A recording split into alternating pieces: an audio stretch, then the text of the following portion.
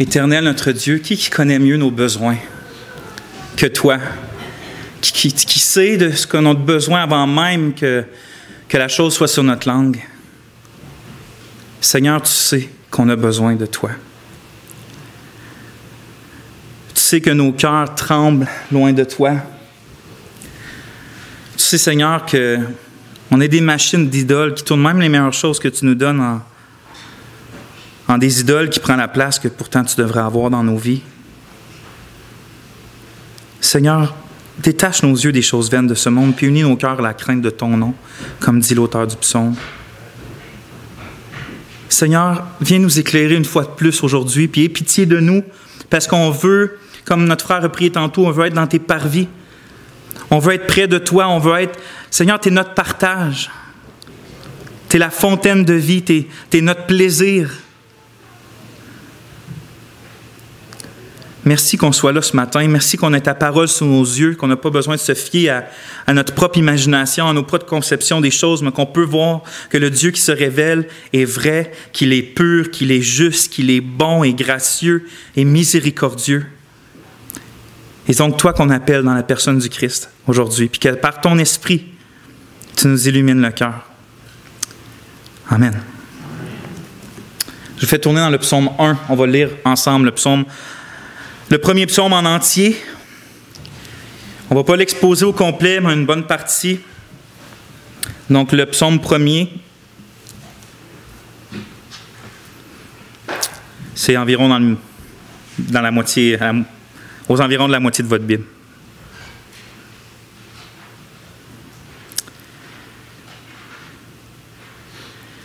Donc, je commence à lire la parole de Dieu, le psaume 1. Bienheureux l'homme qui ne marche pas dans le conseil des méchants et ne se tient pas dans le chemin des pécheurs et ne s'assit pas au siège des moqueurs, mais qui trouve son plaisir en la loi de l'Éternel, qui médite dans sa loi jour et nuit. Il ne sera pas comme un arbre planté près des... Il sera comme un arbre planté près des ruisseaux d'eau, qui rend son fruit en sa saison et dont la feuille ne se flétrit point. Et tout ce qu'il fait prospère.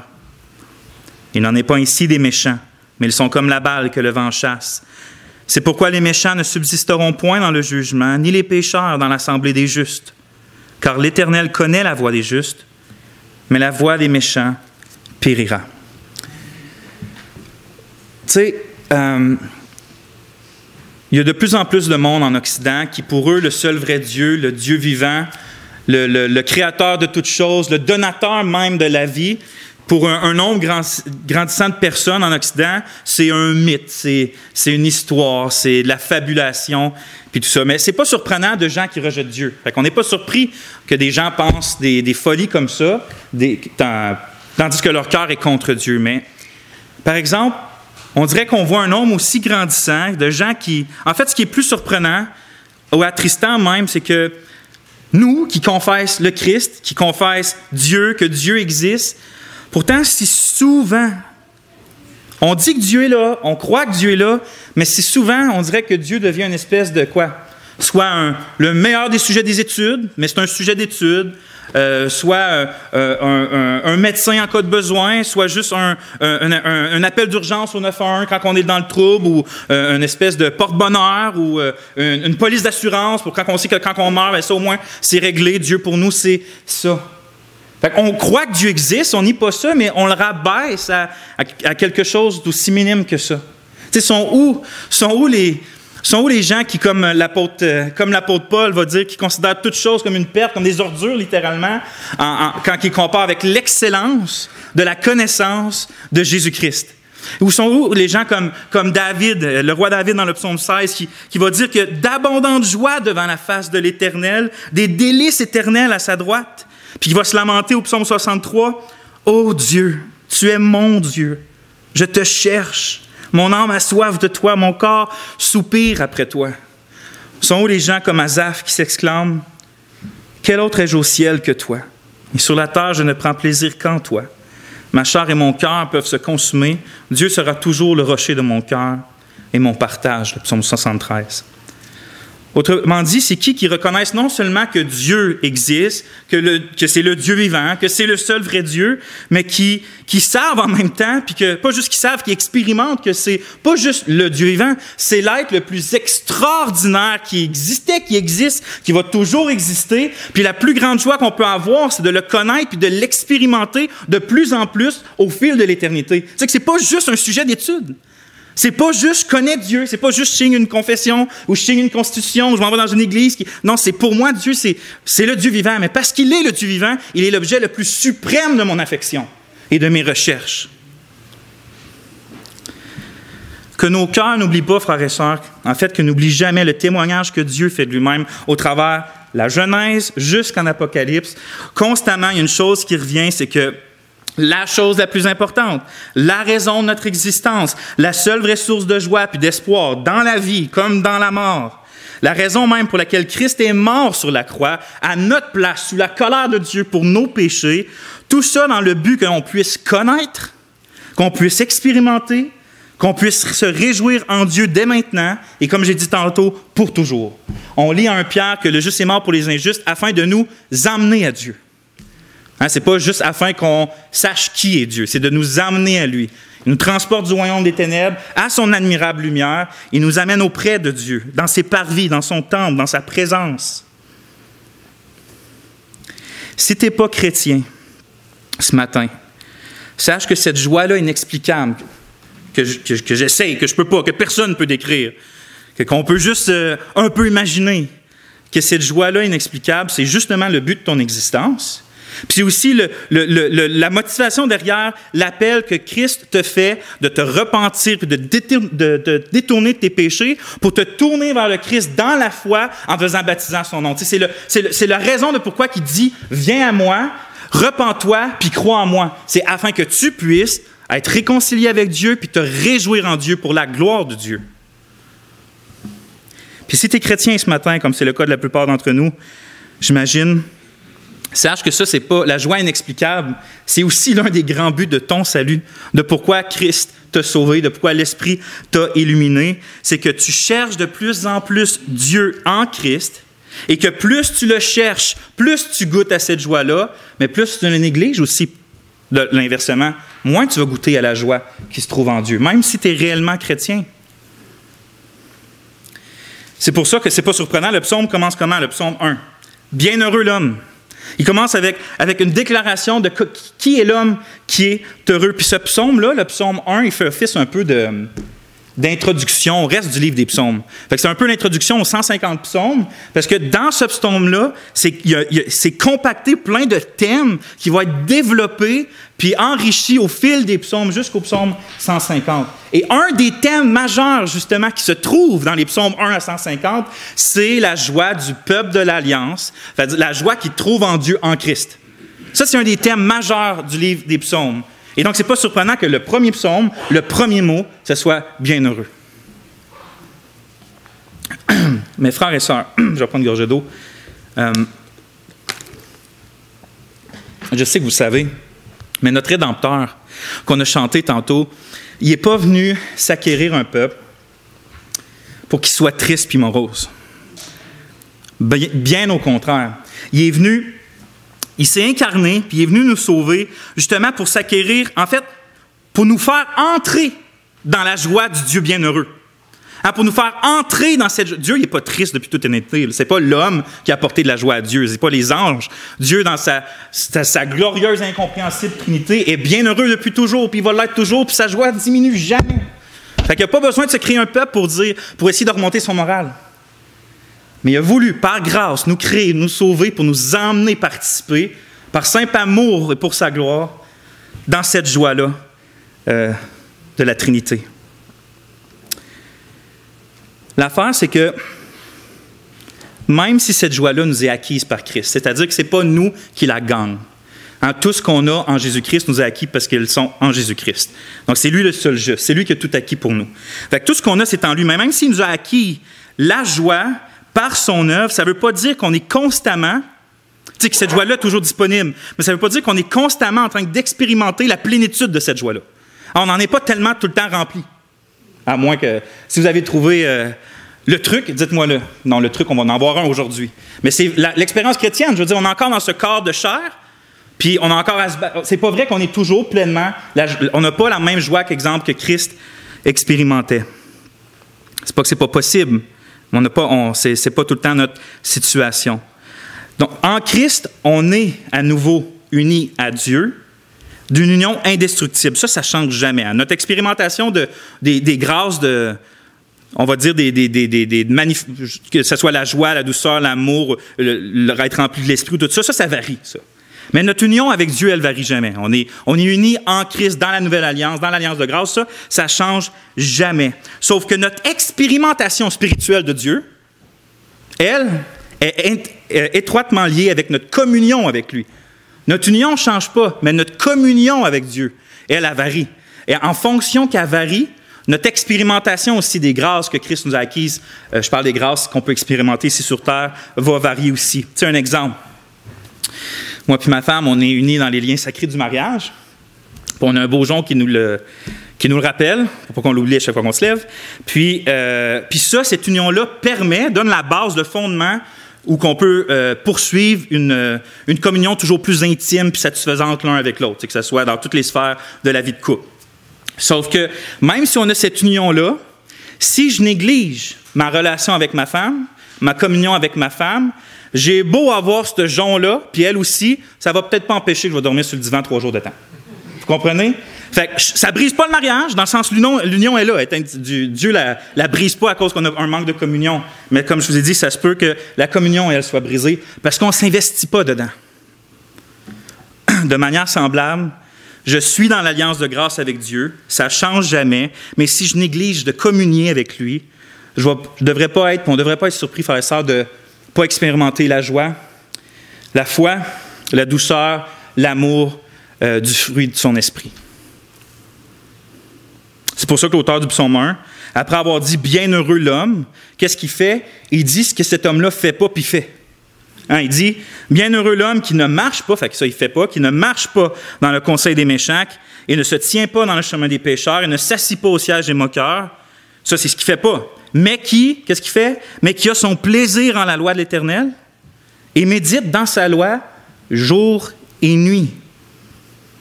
On voit par là que Dieu, il nous sauve.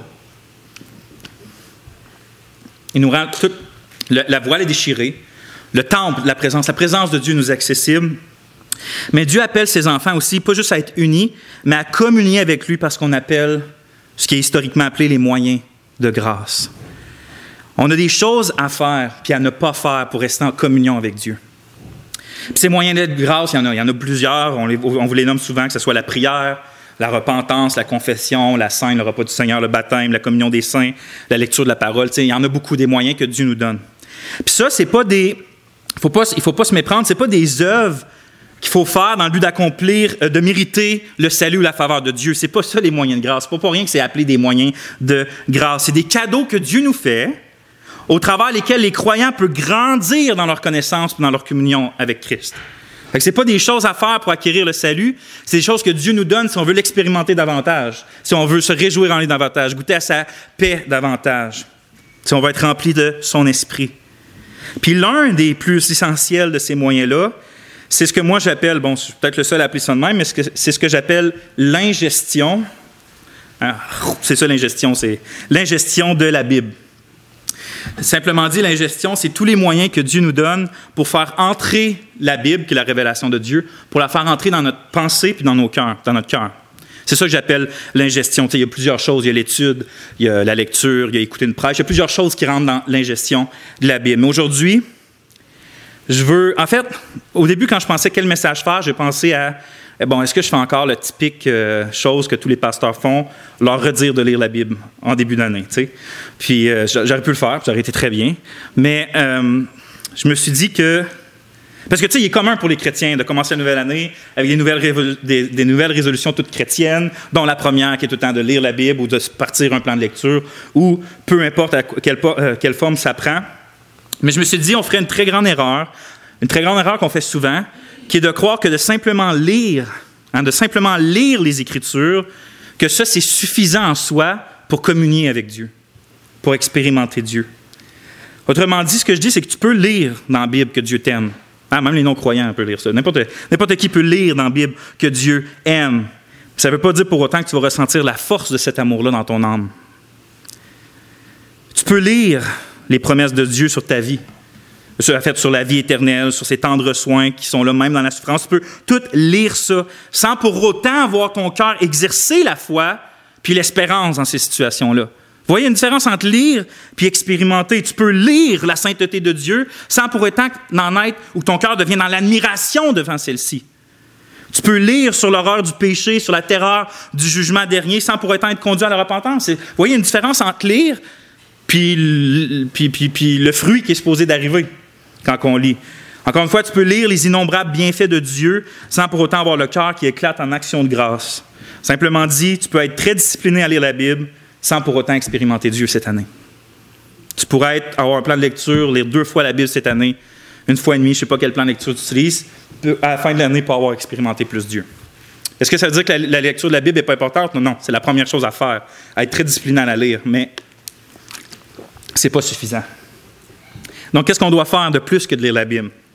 Quel gros fardeau de plus que je vais vous donner aujourd'hui à accomplir dans vos vies? Je vous assure, ce n'est pas un fardeau. C'est une bénédiction que si on la pratique, on en retire bien plus de joie et de satisfaction que d'effort. J'aurais pu parler de plusieurs choses, mais j'ai décidé de prendre le psaume 1, ce n'est pas pour rien, vous l'avez lu. On va parler de la méditation, de méditer la parole de Dieu. Ça ne suffit pas de la lire, il faut la méditer. C'est écrit « Bienheureux l'homme qui a son plaisir en la loi de l'Éternel et médite sa loi jour et nuit. » Le titre de ma prédication, si vous l'avez vu, c'est très, très original, c'est « Méditer jour et nuit ». Puis je vais diviser en 4 points. On va commencer avec ce que c'est pas la méditation biblique, ça va être le plus petit point. Ce que c'est pas. On va après ça parler qu'est-ce que c'est la méditation biblique. On va voir quoi méditer, c'est-à-dire le contenu.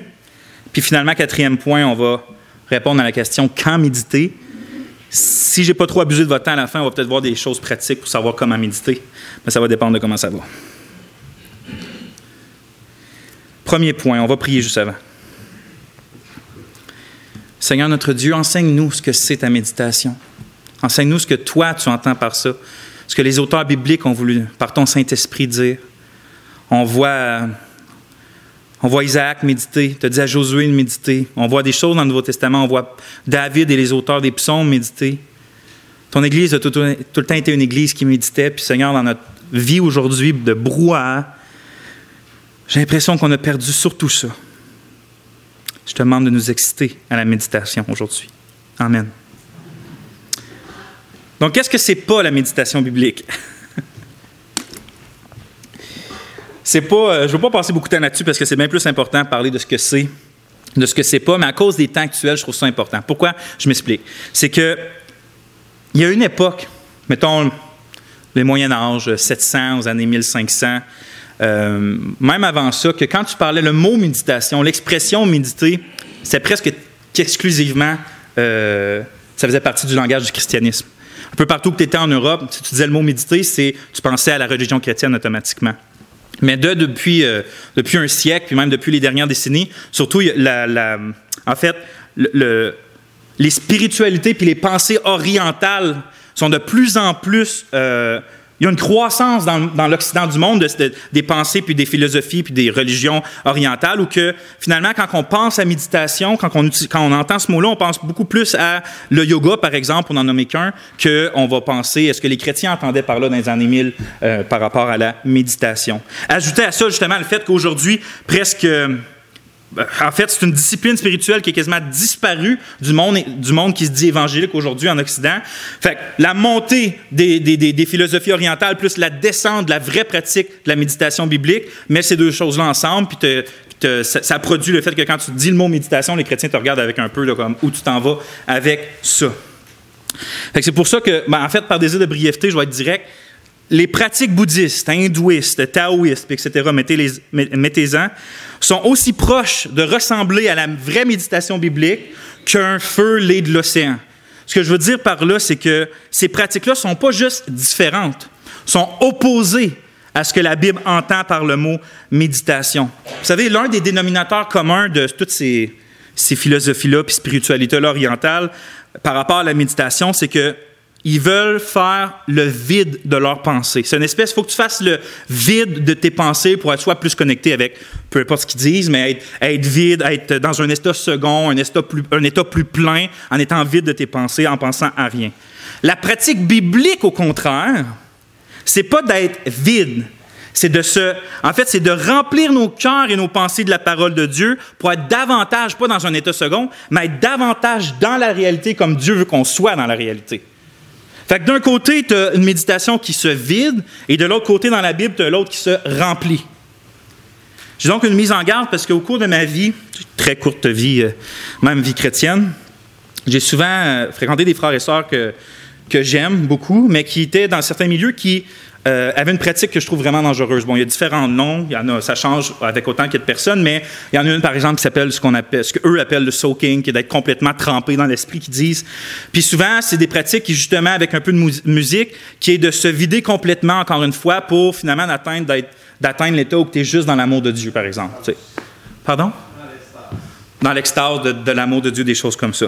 Puis je dis pas qu'ils le font, qui sont mal intentionnés quand ils font ces choses-là, sauf que si c'est ce que vous faites ou si c'est ce que vous pratiquez d'une manière ou d'une autre, laissez-moi vous dire que ce que vous pratiquez, c'est beaucoup plus la méditation orientale que ce que la Bible entend par la méditation biblique, puis qu'en faisant ça, vous vous exposez à de grands dangers parce que jamais dans les Écritures, mais jamais vous allez voir Dieu commander de se vider l'esprit, de se vider la pensée. Même au contraire, Dieu va ordonner de remplir nos pensées pour les tenir occupés. Regardez bien, juste dans Philippiens 4:8. Au reste, frères, tout ce qui est vrai, regardez bien, il y a du stock. Tout ce qui est vrai, tout ce qui est honorable, tout ce qui est juste, tout ce qui est pur, tout ce qui est aimable, tout ce qui est de bonne réputation, s'il y a quelques vertus dignes d'éloge, que cela occupe vos pensées. Que cela occupe vos pensées. Ça, c'est la méditation selon Paul, selon moi. Que nos pensées soient constamment occupées aux choses les meilleures. En fait, regardez bien, si vous vous videz l'esprit pour entrer dans je ne sais pas trop quel état second, pour moi, ça, je pense que c'est comme de prendre une grande pancarte direct sur vos pensées, avec la plus grande que vous pouvez trouver, puis d'écrire dessus « Bienvenue Satan ». Bienvenue à tes traits enflammés. Bienvenue à tes pensées. Bienvenue à tes tentations. Parce que tu es vide. Il n'y a personne là. Il n'y a rien pour occuper. C'est comme, tu vas te remplir de quelque chose. Mais si tu es vide et tu ne te remplis pas de la parole de Dieu, de quoi tu te remplis? Il y en a un qui va bien aimer te remplir de toutes les pensées perverses, iniques, qui va pouvoir te souffler. Tu sais, c'est quand que vous pensez que l'ennemi, votre ennemi, réussit à glisser dans vos pensées, exemple, une tentation de pornographie. C'est sûrement pas pendant que vous êtes en train de méditer les beautés du Christ. C'est quand que vous pensez que Satan va réussir à vous glisser dans vos pensées un doute sur Dieu, sur Christ, sur ce qu'il a dit. Ça va sûrement pas être quand vous allez être en train de méditer les promesses excellentes qu'il nous a données. Habituellement, les tentations viennent le plus fort puis le plus souvent, justement quand on n'a pas nos pensées occupées aux choses les meilleures. Donc, je finis ce premier point-là en disant fuyons donc toute forme de spiritualité contraire aux Écritures, puis redécouvrons la joie de la vraie méditation biblique. Et ça m'amène au deuxième point qui est qu'est-ce que la méditation biblique? Qu'est-ce que la méditation biblique? Le mot dans le psaume 1, qui est traduit par méditation, il est traduit souvent ailleurs, dans la Bible, puis même extra-biblique de ce temps-là. Il peut être traduit par gémir, grogner, rugir, marmonner, penser, comploter, soupirer ou imaginer. Mais le sens fondamental, c'est le même mot qui est utilisé pour parler du gémissement typique d'une colombe ou du grognement du lion là, quand il va avoir une proie. C'est fait qu'une espèce de son, là, un son profond ici au niveau du thorax. Puis évidemment, l'auteur du psaume 1, il n'est pas en train de dire que ceux qui sont heureux, c'est ceux qui imitent le son de la colombe ou le son du lion. Ça, c'est littéralement le mot, mais vous comprenez qu'il l'utilise de manière métaphorique. Dans le fond, c'est comme tout le grognement d'un lion est un son profond puis intérieur, contrairement à un cri. La méditation, c'est comme une action profonde, une action intérieure qui se passe au niveau du cœur, au niveau de la pensée. Autrement dit, l'expression méditer dans le psaume 1 fait référence à ce processus-là constant de repasser des vérités dans nos pensées, au point qu'ils vont produire dans nos vies, dans nos cœurs, des affections puis des actions. Regardez bien le psaume 77,7 où le même mot est utilisé. Regardez comment il parle au début de la phrase. Il dit « Je fais des réflexions au-dedans de mon cœur et mon esprit médite. » Fait que vous voyez l'idée entre méditer puis la réflexion. Les puritains ont beaucoup parlé de la méditation, puis peut-être le meilleur d'entre eux, c'était Thomas Watson, puis il écrit « La méditation, c'est la retraite de l'âme d'elle-même. » Hein, fait que c'est le contraire des philosophies orientales, où ce qui est de se tourner vers le soi.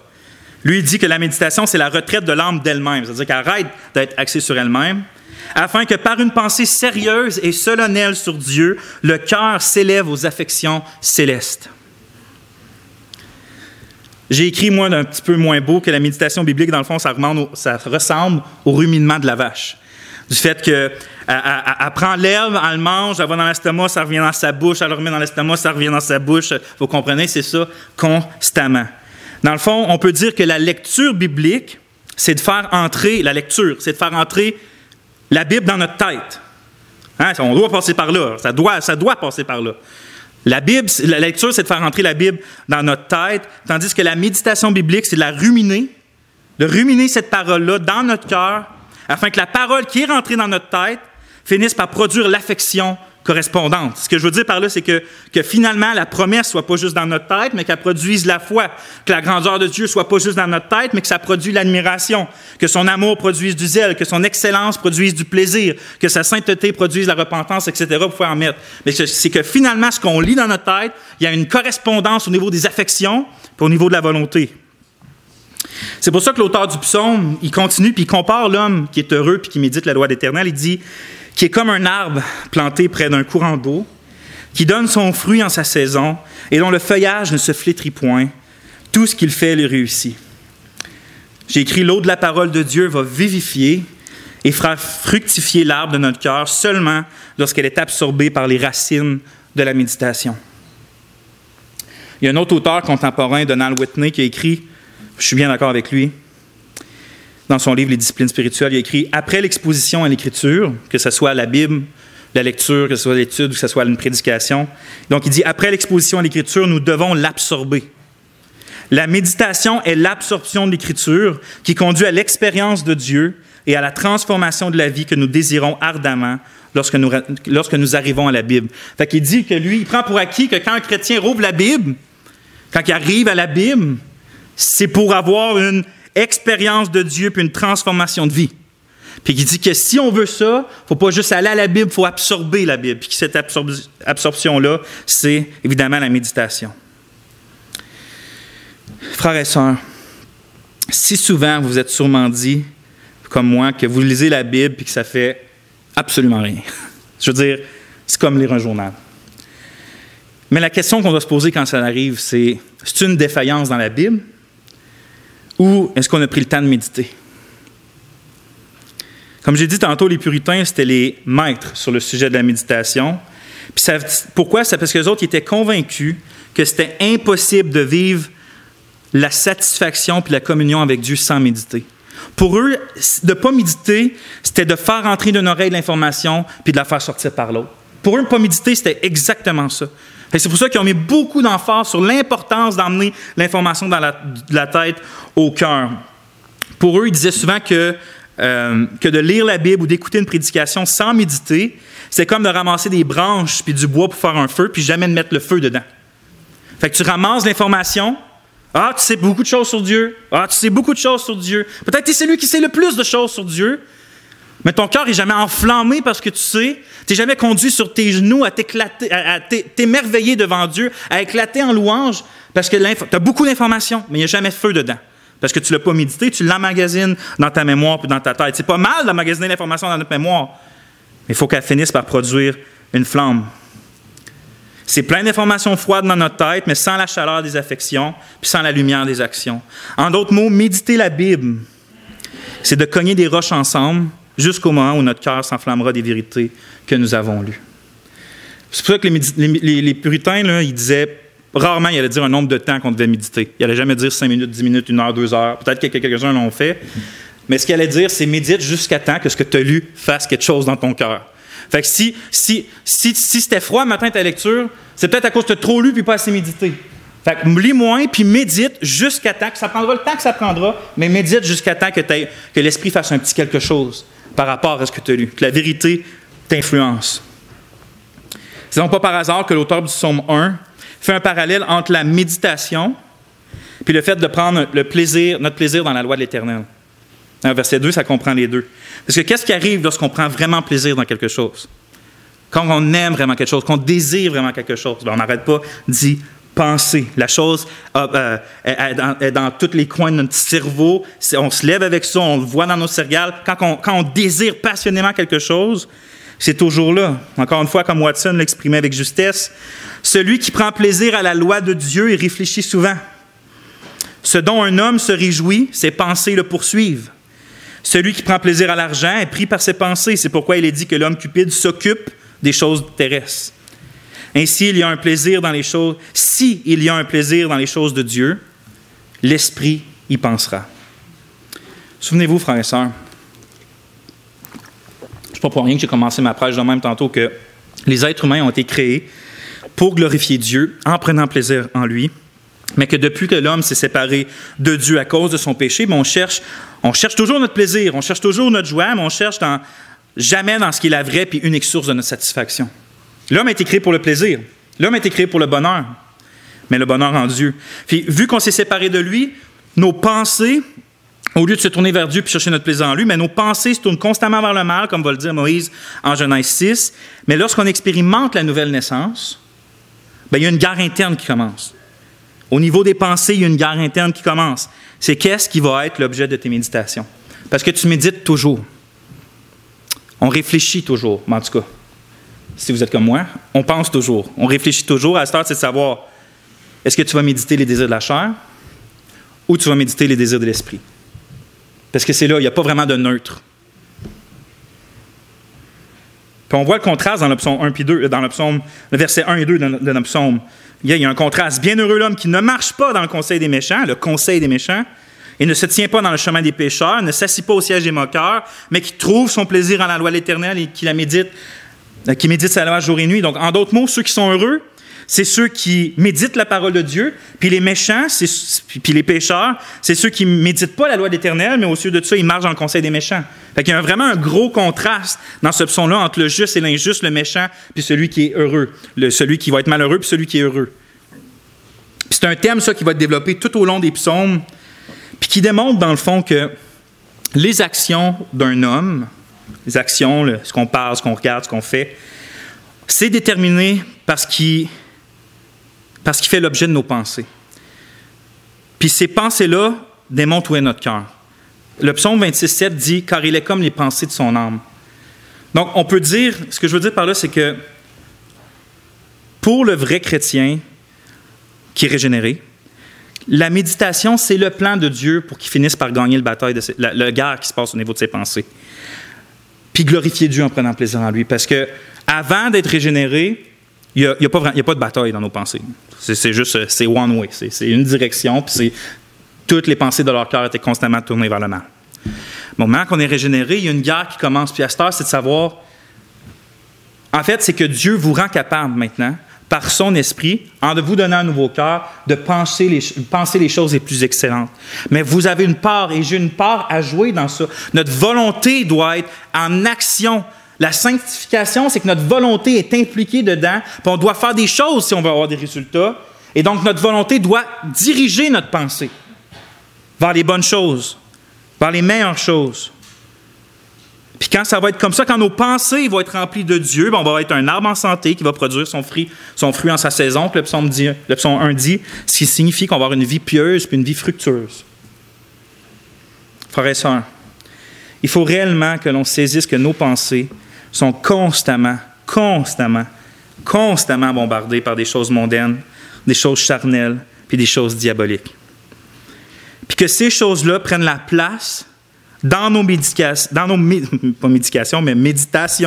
qui devraient être constamment tournées vers Dieu à la place. Tu sais, l'argent veut prendre cette place-là dans ta vie. Le confort veut prendre cette place-là dans ta vie. La famille même. Les bonnes choses veulent prendre cette place-là dans ta vie. Le travail, surtout, veut prendre cette place-là dans ta vie. La nourriture veut prendre cette place-là. La fornication veut prendre cette place-là. Mais tout comme ces choses veulent prendre la place de la méditation biblique, la méditation, c'est le remède par excellence afin de nous libérer de l'emprise des tentations qui viennent dans les pensées. C'est pas de se vider, c'est de se remplir. Qu'il n'y ait plus de place pour qu'il y ait d'autres choses. C'était pour le point 2. On va aller au point 3 maintenant qui est quoi méditer. Quoi méditer? Le psaume 1 est clair, en fait. C'est pas trop dur à trouver. On n'a pas besoin d'être trop expert. C'est écrit que notre méditation doit être la loi de l'Éternel, c'est-à-dire la parole de Dieu. Puis essentiellement, cette discipline-là de la méditation, c'est une réflexion profonde des vérités puis des réalités spirituelles qui sont révélées dans les Écritures. C'est ça la méditation biblique. C'est avoir des réflexions profondes de cœur sur les vérités puis les réalités telles qu'elles sont révélées par l'Esprit de Dieu dans la parole de Dieu. Puis le but, c'est que les yeux de nos cœurs soient constamment fixés sur les réalités des choses d'en haut. Dans le fond, c'est que notre cœur voit plus que ce que nos yeux voient. Puis ces choses-là se trouvent par la foi dans la Bible. C'est pourquoi la parole de Dieu, c'est la seule source sûre de nos méditations, parce que c'est la seule et unique révélation sûre de Dieu. Parce que si on médite sans être centré sur la Bible, ce qu'on médite, ça va être pas tant... En fait, je vais reformuler ça. On va être en danger de ce que le fruit de nos méditations, exemple, méditer sur Dieu, méditer sur ses œuvres, mais sans être centré sur la Bible, mais finalement, ce qu'on va arriver comme conclusion, ça va être plus le fruit de notre imagination, ça va être un idole, puis ça ne sera pas Dieu. C'est pour ça que nos méditations, c'est la loi de l'Éternel. Parce que dans la loi de l'Éternel, on est sûr de tout ce qui est dit sur Dieu. Ce n'est pas le produit de ma propre imagination, ce n'est pas mon cœur, ce n'est pas ma chair, ce n'est pas le monde, ce n'est pas Satan, c'est Dieu qui parle dans la Bible. C'est Dieu qui se relève dans la Bible, qui se révèle. N'oubliez pas, la méditation chrétienne n'est pas de se vider de nos pensées, ou ce n'est pas de chercher la matérialisation de nos pensées, c'est plutôt que les vérités de Dieu remplissent nos pensées et nous transforment, nous, totalement. C'est pour ça qu'il faut toujours que la Bible soit l'objet de notre méditation. Puis là, j'ai sorti quelques points plus précis de quoi méditer. C'est bien beau dire la Bible, mais qu'est-ce qu'on trouve dans la Bible? Par exemple, on voit au psaume 119,15, « Je médite tes ordonnances, et j'ai tes sentiers sous les yeux. » Donc, une des choses qu'on peut méditer, c'est les lois de Dieu, les préceptes de Dieu, les commandements de Dieu, les ordonnances de Dieu. Tu sais, lorsqu'on rencontre dans notre lecture de Bible, ou quand le pasteur, ou une prédication, ou qu'on parle avec un frère, puis que là, il y a un commandement direct de Dieu. Là. La Bible est là, puis on voit un commandement direct de Dieu. Bien, il ne faut pas juste dire « Ah, voici un commandement », puis passer à autre chose. Il faut s'arrêter puis méditer pour sentir l'importance de pourquoi il y a ce commandement-là. Pourquoi Dieu ordonne ça. Voir comment ça s'applique dans ma vie, ce commandement-là, dans la vie de ma famille, puis dans la vie de l'Église aussi. Si on fait simplement lire le commandement puis passer outre, c'est inévitable que ça ne va pas produire ce que le commandement est supposé de produire dans notre vie. On va être capable de le réciter, on va sûrement l'oublier, mais ça n'aura rien produit. On peut méditer à des exemples, je ne sais pas, tu vois un commandement, tu peux méditer à des contextes dans ta vie où que ce commandement-là pourrait être des contextes pratiques, des manières qui se manifesteraient. OK, ici, ça, c'est-tu applicable là? S'il arrive ça, est-ce que ce commandement-là, je peux le faire ou pas? Ah, ça serait plus... Là, ici, je serais plus tenté de ne pas le faire. Tu sais, de méditer, de prendre ce commandement-là, puis de le squeezer au complet, puis par rapport à ta vie, puis la vie des autres, puis de rechercher pour toi, qu'est-ce que Dieu te dit au travers de ce commandement-là pour ta vie présentement. T'sais, réfléchissons aux bénédictions d'obéir à ce commandement-là, aux conséquences de désobéir.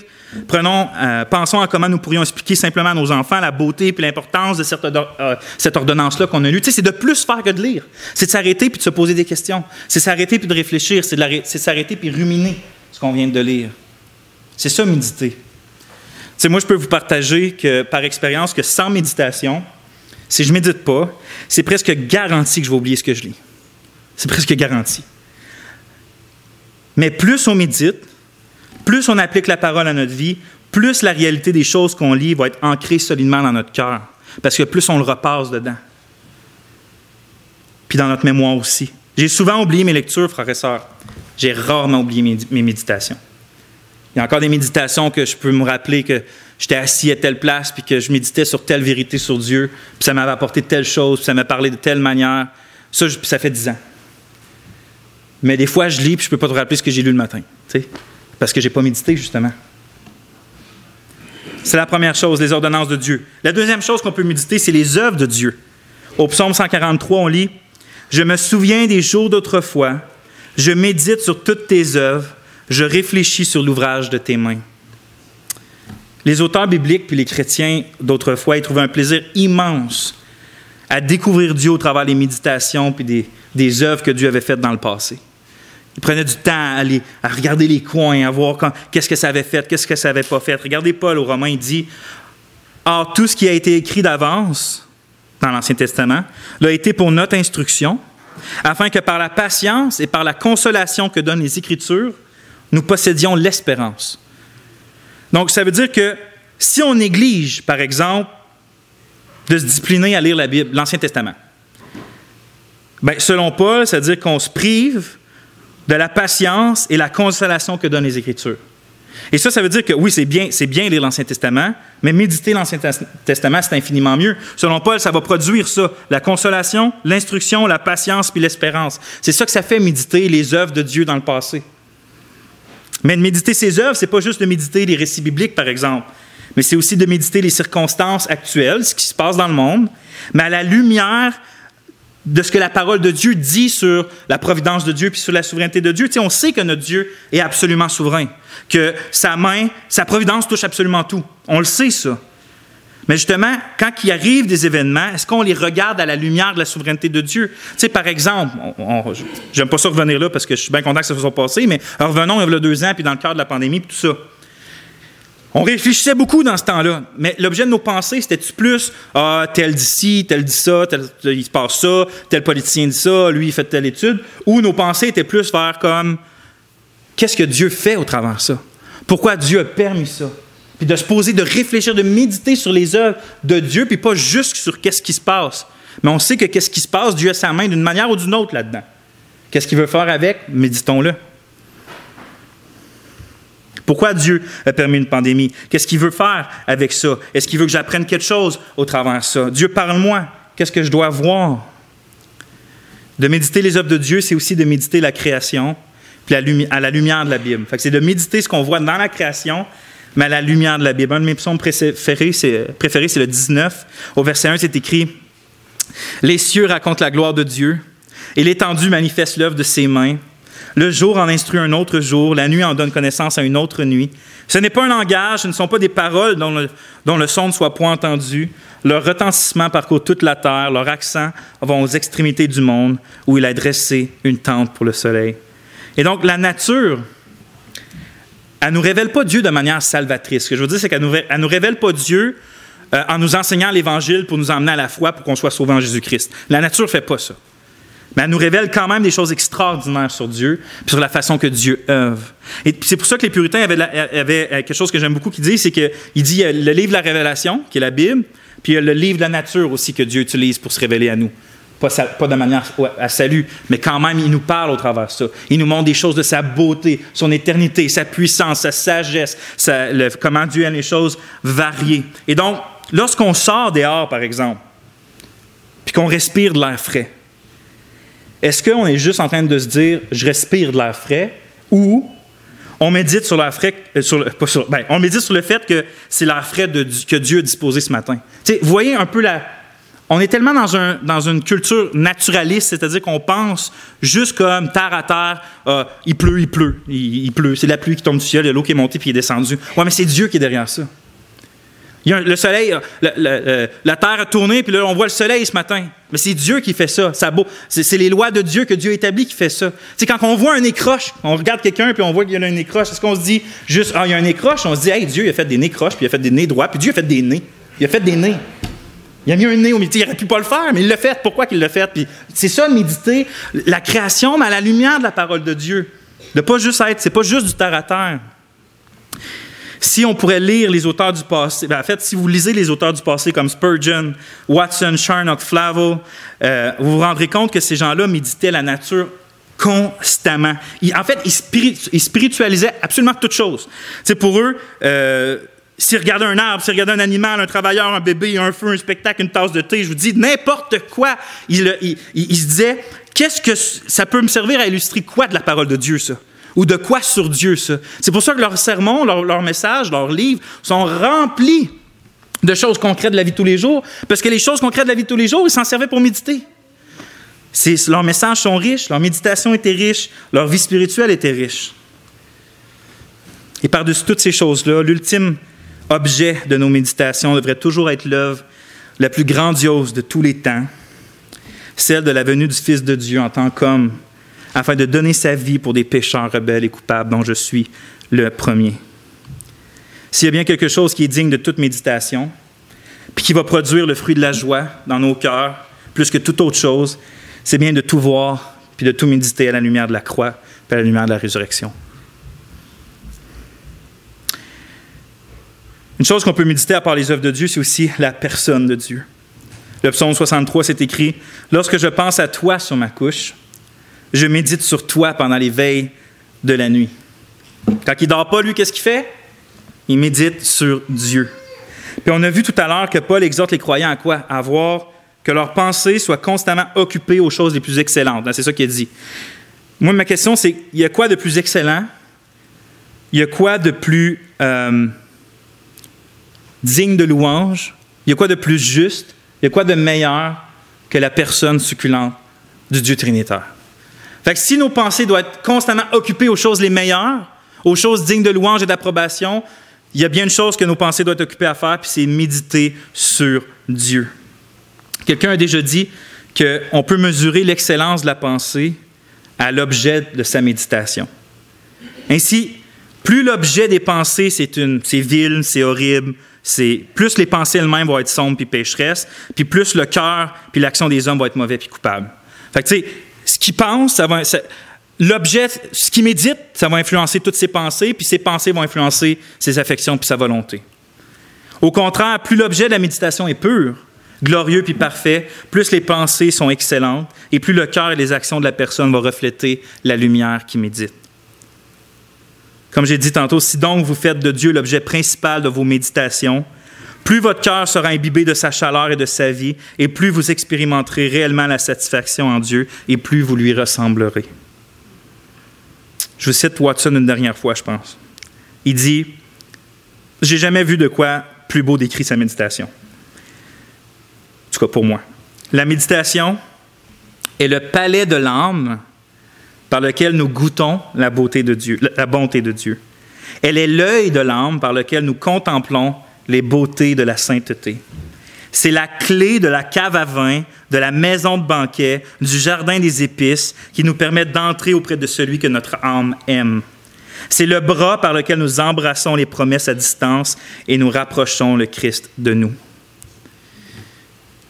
Quand méditer maintenant? On va finir rapidement avec ça. Quand méditer? On a vu c'est quoi méditer, on a vu quoi méditer, des exemples, il y a plus de choses que ça, mais quand même. Maintenant, quand méditer? Mais encore une fois, c'est très, très, très clair. Dans le psaume 1 dit « Mais qui a son plaisir dans la loi de l'Éternel et médite dans sa loi jour et nuit? » Fait que vous êtes obligé de faire une nuit blanche ce soir, puis on va méditer ensemble. On a la réponse, on doit être constamment, ce que ça veut dire, c'est qu'on doit être constamment en train de méditer. Ça veut dire qu'on doit exercer nos pensées qui ont quoi? La fâcheuse tendance pécheresse de s'éparpiller partout. Hein, nos pensées ne sont pas fermes, comme on avait vu dans Pierre, ils s'en vont un peu partout. Bien, on doit exercer nos pensées à être constamment en train de réfléchir profondément à toutes choses, à la lumière des réalités spirituelles puis éternelles de la parole de Dieu. Mais ça ne veut pas dire, frères et sœurs, qu'on doit être des moines enfermés dans une grotte ou un monastère à méditer dans le silence tous les jours de notre vie. C'est pas ça que ça veut dire méditer jour et nuit.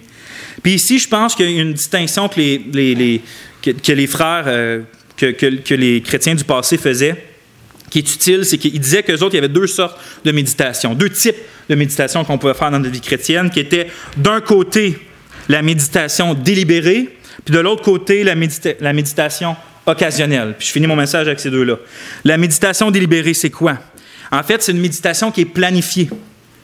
En fait, c'est qu'on prévoit du temps. À chaque jour, on se prévoit une place où qu'on va prendre le temps. C'est dirigé, c'est voulu, c'est planifié, où qu'on va se dire, ce temps-là, il est réservé pour méditer sur Dieu, ici sur les œuvres et sur l'Écriture. L'auteur du psaume 119, il écrit au verset 148, « Je devance l'éveil, j'ouvre les yeux pour méditer ta parole. » Fait que lui, il se levait le matin avant que le soleil soit levé dans le but, un but précis de méditer ta parole. C'est intentionnel, c'est pas laissé au hasard, c'est pas laissé au comment je me sens, c'est juste, je le fais. Je le fais parce que je sais que le but est simple, que le but est de Dieu, puis que si le but est de Dieu, Dieu va m'y emmener. Il faut qu'on planifie du temps chaque jour, spécialement, moi je dis le matin, avant que les autres pensées nous assaillent. Non seulement pour lire la Bible, puis de passer rapidement à autre chose, mais surtout de méditer ce qu'on a lu.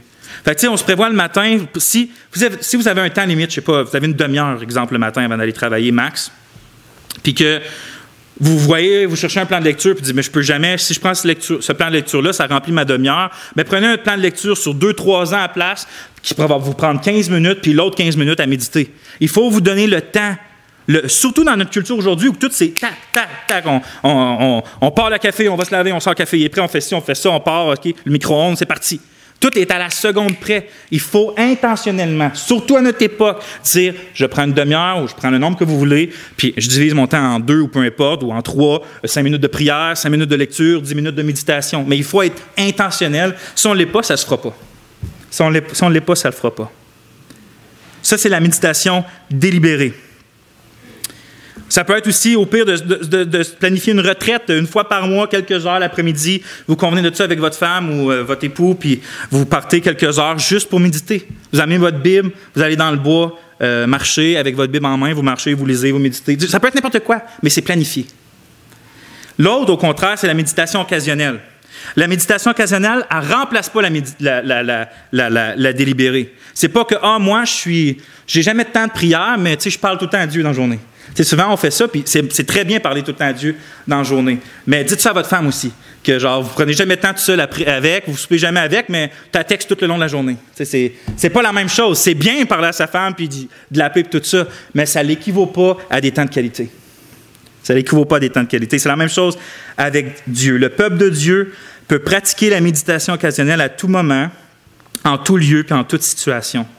Il utilise chaque expérience quotidienne en la comparant ou en la mettant en contraste avec des grandes vérités de la parole de Dieu.